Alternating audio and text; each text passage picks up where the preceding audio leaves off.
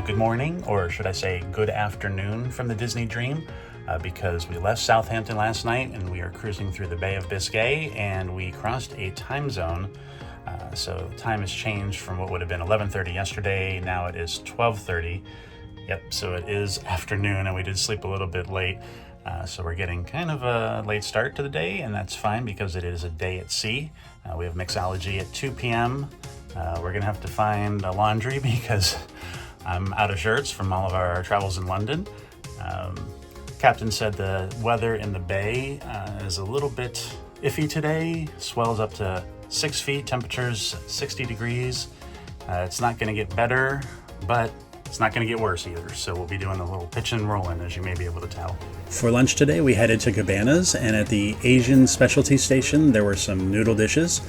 Stir-fried bok choy, there was a vegetable stir-fry, fried rice, teriyaki glazed salmon, and some Szechuan peanut noodles. There was also roasted duck on the carving station, along with several sauces to accompany it. On these longer cruises and even on some shorter cruises in Cabanas, you'll usually find the ethnic flavor station of the day. Could be German, could be Asian, so it's always good to check out the far end of the buffet. I also grabbed a sushi plate, and I find that Disney is fairly non-adventurous when it comes to sushi, at least in Cabanas. It usually consists of a roll with pre-cooked or no need to be cooked crab, crab with a K. The pools remained closed or pretty much empty for the rest of the day due to the volatility of the ocean with the pitching and rolling that was going on. But one interesting thing that we found was that the Who's It's and What's It store was actually open. We always joke that we never ever see this store open, but there it was, and it's full of sun shirts, sunscreen, and anything else you might need for water play. We got a platinum gift. It's a Mickey towel shaped like Mickey. Since we just turned platinum, this was a new to us gift from the Castaway Club. We've got lots of backpacks and beach bags and things like that, but we've never gotten a towel before, so that was fun. Okay, it's time to go to our first drink seminar of the week, and this is in the Skyline Lounge. It's the Mixology class, runs $45 a person, and you'll get to make and sample several different drinks.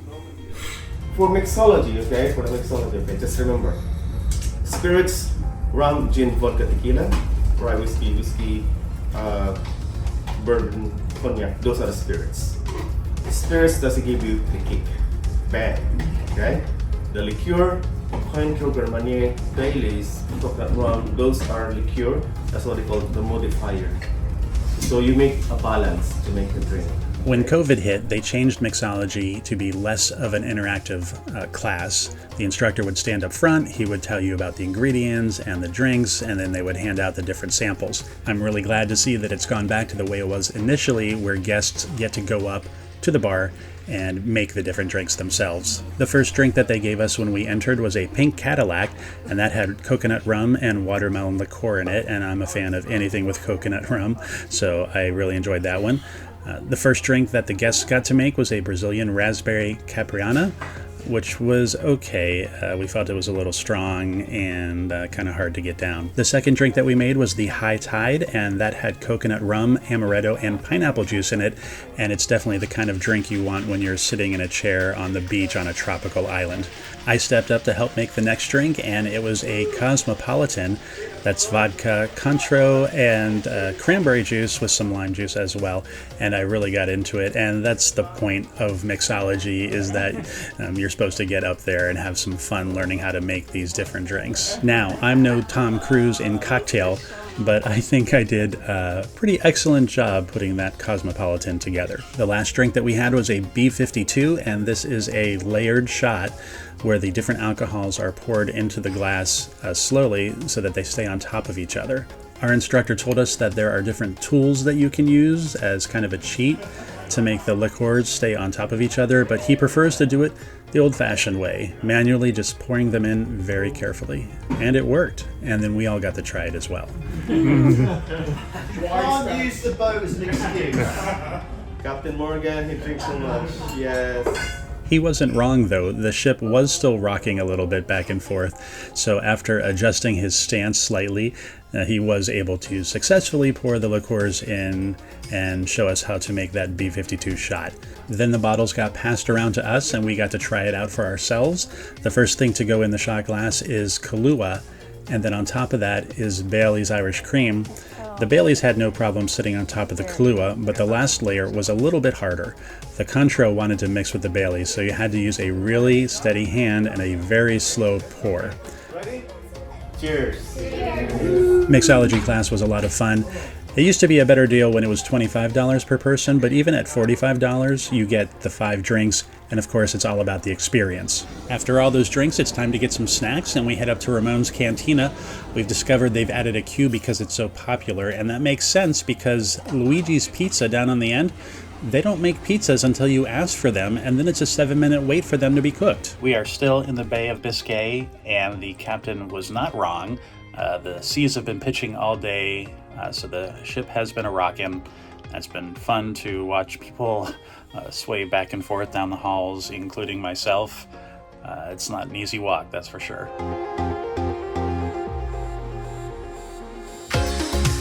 We have second dining, so it's getting close to showtime, which for us will be around 6:15 or so. So I stopped by 687 Pub, and I brought along my DCL beer mug card, traded it in for a beer mug, got my 20-ounce beer for the price of a 16-ounce. Then it's time for a few words of wisdom from our cruise director, Anthony. Let me remind you of a couple of things. You're on a 13-night transatlantic crossing. There is no cooking. There's no cleaning. There is no work, and there is no school, because you are on a Disney cruise vacation! It is truly my pleasure to welcome you all on board on behalf of the whole crew and myself personally. Entertainment this evening is from comedian Jonathan Burns. One of the highlights of his show is moving cheese slices from one bag to another. Through the air and make them land into your pile. And I'm gonna do that with the aid of this magic wand. Disney doesn't like me to mention this, but I went to Hogwarts. Online. It's called the University of Phoenix. And here we go, 2 from one, and the other one.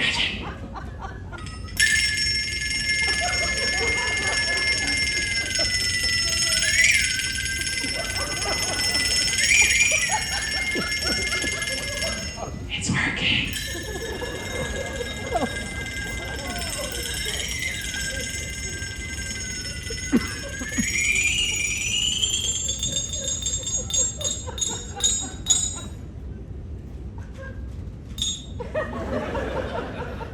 That's 1. The other one's faster, Bobby, don't worry. All right, I'll take the cheese out of the bag. You hold on the cheese, I'll hold on to the bag. We're gonna count on the hand one at a time. Take the bag from me here. Drama. Looks like there's more than one actor up here. Yeah, here we go. Count on the hand one at a time, let's see what we did. 1, 2, 3, 4, 5, 6, 7, 8.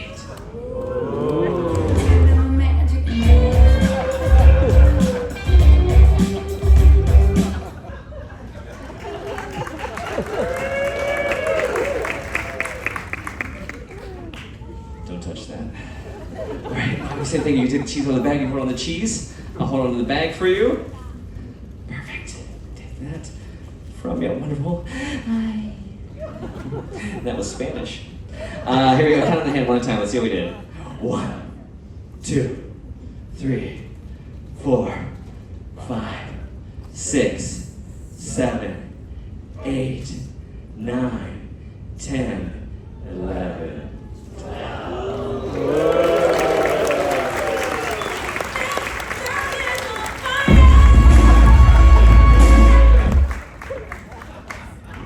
They call me the Cheese Whiz. For helping out, I want to get you something special. I'm lucky enough to get to travel around the world doing this. I pick up little things whenever I can. Let's see what we got here.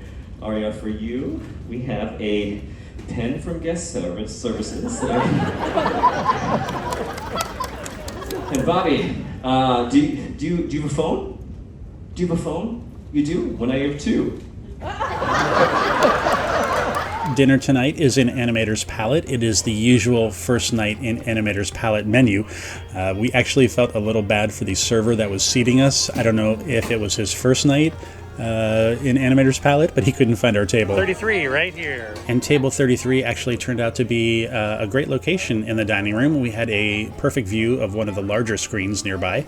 As I mentioned, we have the usual first night in Animator's Palette menu. This includes things like a baked potato soup, salmon tartare, and a herb-crusted pork chop. The bread service came along with a roasted garlic dip, which was really excellent, and it had actual roasted garlic in it. Oh, check out all the human dudes! Hello, dudes! Hello, Let's Crow. totally try that again! The name's Crush! I say, hello, dudes! Hello, Pride.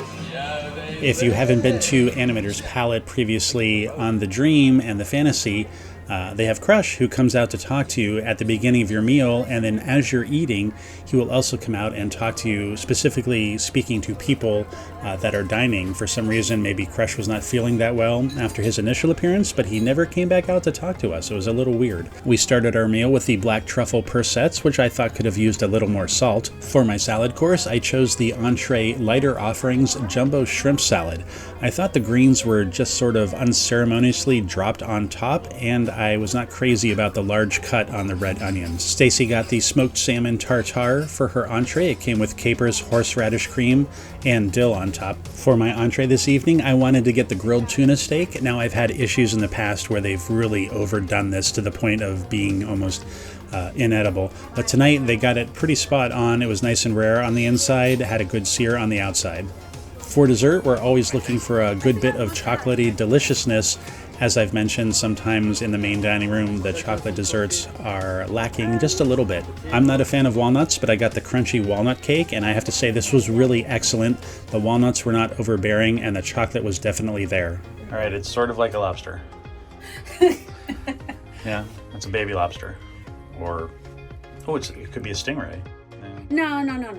Stingrays have the size. It's, yeah, we'll go with lobster crayfish.